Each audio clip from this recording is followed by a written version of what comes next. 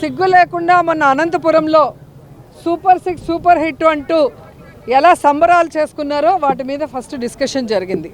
ఎందుకంటే అధికారంలో రావడానికి ముందు పచ్చపత్రిక ఈనాడులో వేసిన యాడ్ మీరు చూసుంటారు, ఏమేమి ఇస్తాము అని చెప్పి. సో అదే మేనిఫెస్టో ఉండాలి కదా ఈరోజు అధికారంలోకి వచ్చాక.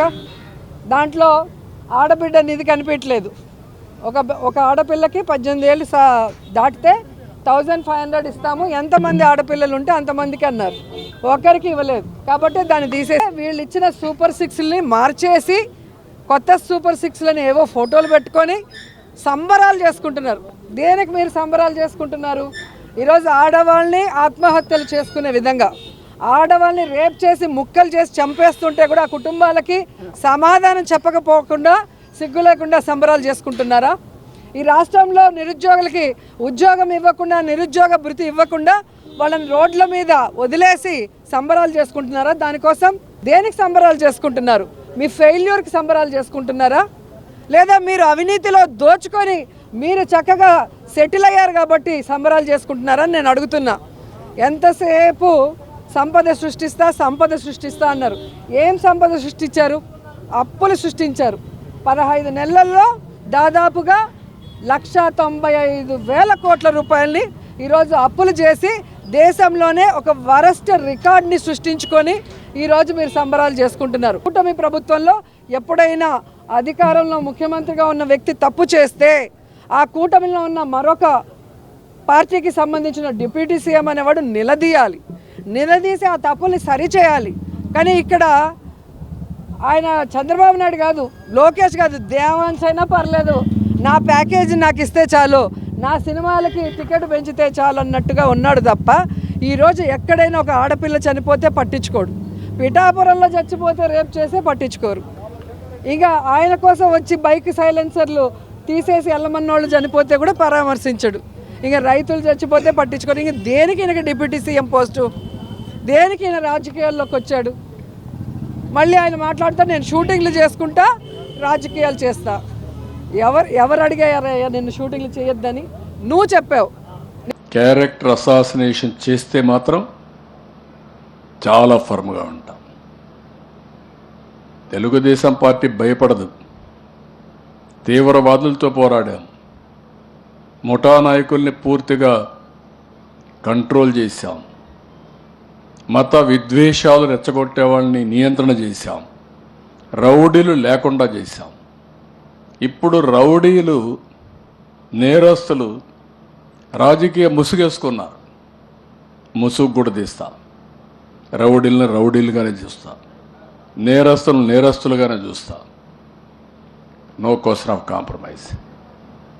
ఒకరిద్దరు పోలీస్ ఆఫీసర్లు ఎక్కడా కానీ తప్పు చేసినా లేకుంటే లాలో చేపడితే మాత్రం అదే లాస్ట్ డే వాళ్ళకు కూడా.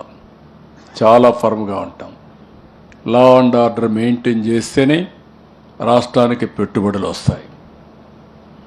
లా అండ్ ఆర్డర్ మెయింటైన్ చెప్తే ఎవరు పెట్టుబడులు పెట్టరు. ఈ రాష్ట్రానికి టూరిజం ప్రమోట్ చేయాలంటే ఒక ప్రశాంతమైన వాతావరణం ఉంటే వస్తాయి. టూరిజం ప్రమోట్ అయితే, అభివృద్ధి జరిగితే, ఇండస్ట్రీ వస్తే ఉద్యోగాలు వస్తాయి. మీకోసం ఉద్యోగాలు త్యాగ చేయడానికి మేము సిద్ధంగా లేము. ఇంకా పేదరికాన్ని పెంచడానికి సిద్ధంగా లేము. ఈ విషయం కూడా వీళ్ళు గుర్తుపెట్టుకోవాల్సిన అవసరం ఉంది. మీకు మీ కుటుంబ సభ్యులపైన కూడా గౌరవం లేకపోవచ్చు, కానీ మాకు గౌరవం ఉంది. మీ తల్లైనా చెల్లెలైనా మీకు గౌరవం లేకపోవచ్చు. నేను ఒకటే చెప్తున్నా, ఏ ఆడబిడ్డ అయినా సరే, ఇన్క్లూడింగ్ వైఎస్ఆర్ కాంగ్రెస్ నాయకుల యొక్క భార్యలకు కూతుర్ల పైన పెట్టిన వదిలిపెట్టను. పరిస్థితి ఏంటంటే వాళ్ళది ఒకటే సిద్ధాంతం, ఒక ఫేక్ రాజకీయం, ఫేక్ ప్రచారం, కళ్ళబొల్లి మాటలు, అబద్ధాలు, నంగనాచి కబుర్లు, ఇవే సిద్ధాంతాలతో వెళ్ళటమే కాకుండా ఈ రోజుకి కూడా మొన్నటి వరకు వాళ్ళు అధికారంలో ఉన్నారు కాబట్టి ఇంకా మేము అధికారంలోనే ఉన్నాము అన్న భ్రమతోనో, లేకపోతే అధికారాన్ని తొందరగా రావాలన్న ఆతృతతోనో తప్పు మీద తప్పులు చేస్తూ ప్రజలకి అడ్డగా బుక్ అయిపోతున్నారన్న సంగతి మనందరికీ కూడా అర్థమవుతుంది.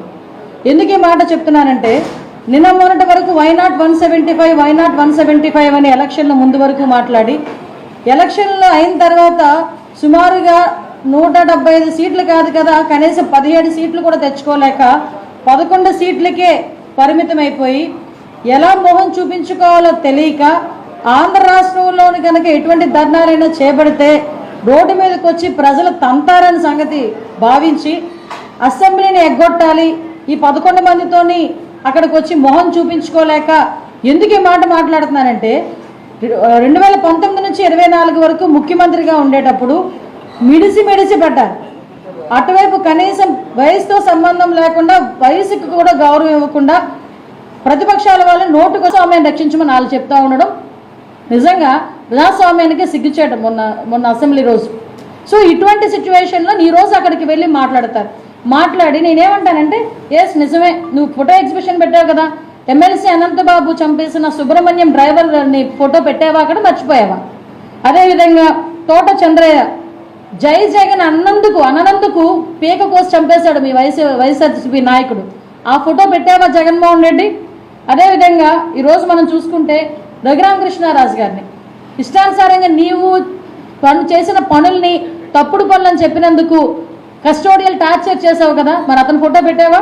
అదేవిధంగా డాక్టర్ సుధాకర్ది, వరప్రసాద్వి, అదేవిధంగా ఓం ప్రతాప్వి ఫోటోలు పెట్టావా?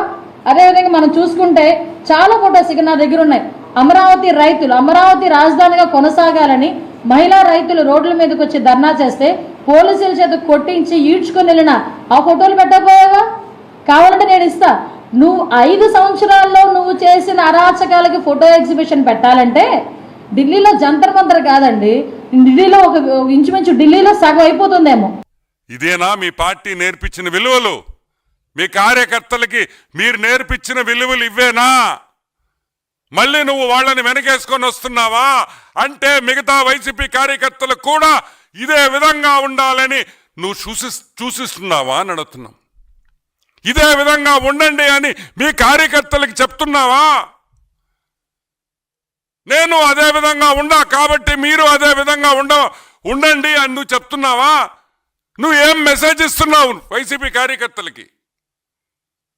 మీరు రేప్ చేయండి, దొంగతనాలు చేయండి, పోలీసు వాళ్ళ మీద హత్యా ప్రయత్నాలు చేయండి, మిమ్మల్ని జైల్లో వేస్తే నేను వచ్చి పరామర్శిస్తా అని నువ్వు నీ కార్యకర్తలకు చెప్తున్నావా అని అడుగుతున్నాం. మళ్ళీ పోలీసు వాళ్ళ మీద విమర్శలు, వాళ్ళు తప్పు చేశారని. ఏం చేయాలా? కాదురా, ఏం చేయాలరా? నాకు చెప్పండి రా, ఏం చేయాలా? హత్యా ప్రయత్నం చేస్తే ముద్దు పెట్టాలా? అమ్మాయిల మీద దాడి చేస్తే ముద్దు పెట్టాలా? దండయ్యాలా? ఏం చేస్తారు పోలీసు వాళ్ళు? మీరు హత్యా ప్రయత్నాలు చేసుకుంటా మేము వైసీపీ అనగానే ఆ పిచ్చోడు వస్తున్నాడని చెప్పేసి పోలీసు వాళ్ళు గమ్ముగా ఉండాలా? ఇంకొక ఆయన అంబాటి రాంబాబు, ఆయన పొళ్ళు కొరికాడంట, పొళ్ళుట తిక్కనా కొడక, పొళ్ళు ఓడగొడతారా రే? ఏంద పొళ్ళు? పోలీసు వాళ్ళని చూసి ఏం చేస్తావా? ఏం చేస్తా?